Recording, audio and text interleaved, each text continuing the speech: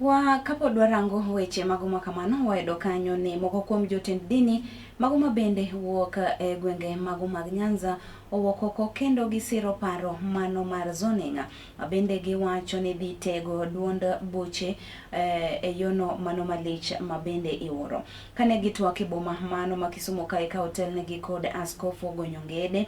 Jotend dini go ne wacho ni zoning bende en achiel kuom yorego mago mag nyiso demokrasia. Bende ne gikwayo jotend siasa mago mabende wuok e gwenge mag Nyanza mondo migiti kanyakla moloyo to kod piny owacho mano mamalo mar neno ni gichwalo dongruoge mopogore opogore ne oganda jo Kenya moloyo to mago mawuok e gwenge ma Nyanza. On the issue of zoning, we are of the view that it will greatly help in strengthening political parties within the areas where they have strength. We are appealing to ODM fraternity to unite together in favor for development and peace.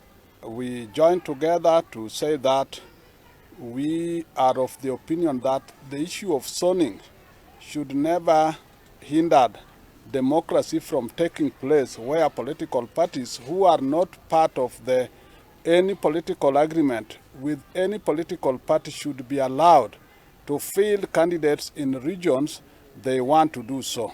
And we know that in Nyanza, the biggest party is ODM.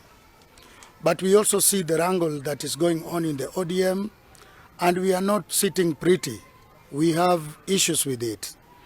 But we want to urge all our MPs, it is good that people reason together, it is good that people come together, and at this moment you are decided to work together with the UDA.